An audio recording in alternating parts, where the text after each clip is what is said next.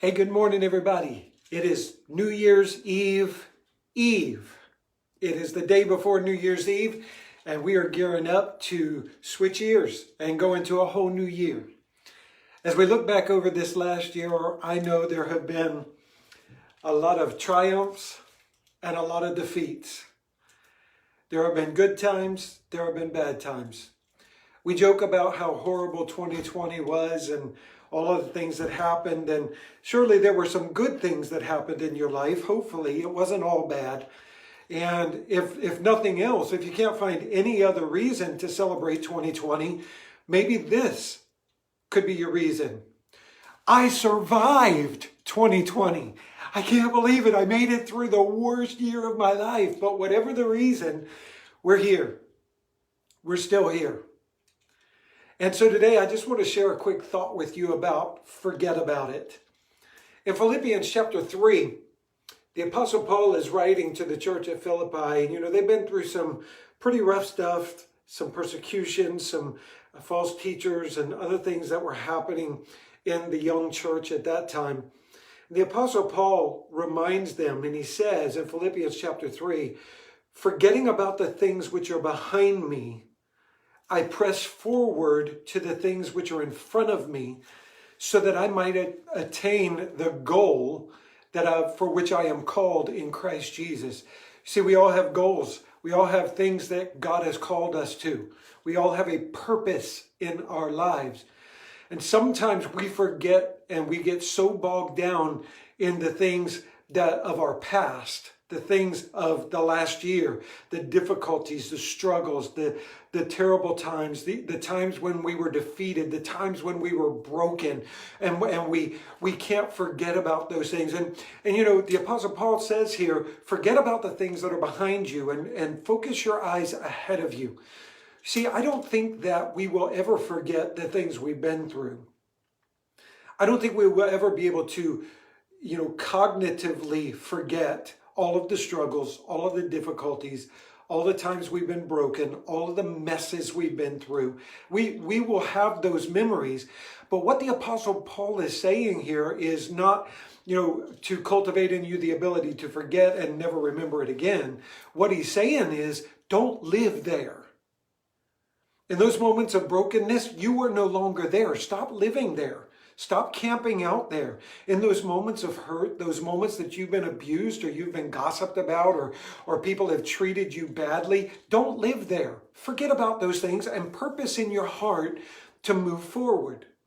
We have to walk away from those things that have caused us all the grief, that have caused us all of the trouble, that have caused us all of the problems.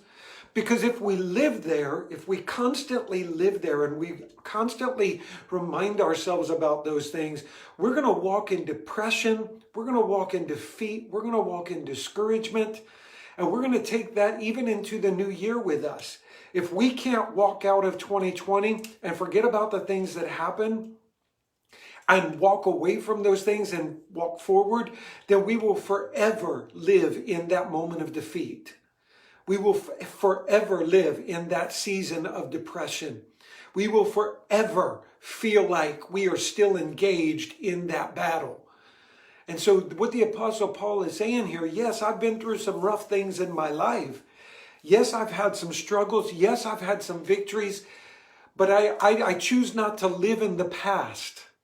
I choose to let those things go and release them and walk into what God has me here for, to walk into the future, to walk into the next day, because God has a calling for me in tomorrow. God has a calling and a purpose for me in 2021. What is that in your life?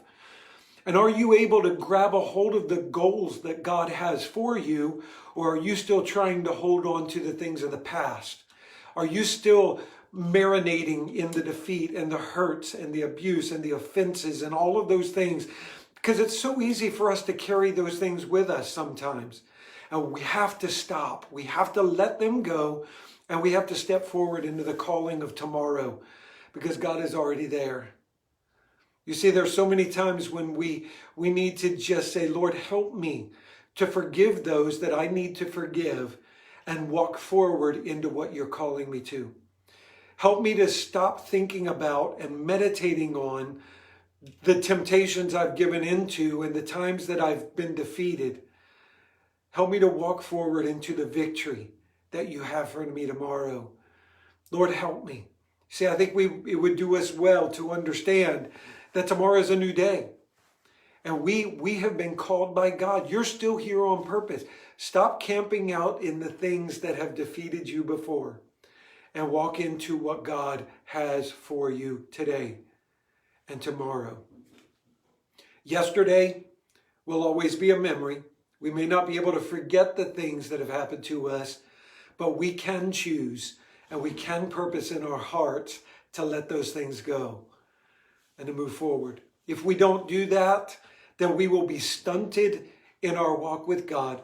We will be stunted in the miracles that God has us for tomorrow. So let it go.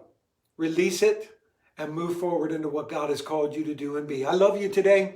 Tomorrow is New Year's Eve. I have a special message for you tomorrow as we go forward into this new year. I love this season of the year when we are changing from one year to a new year. And not just because it's 2020 and we all want to get out of here.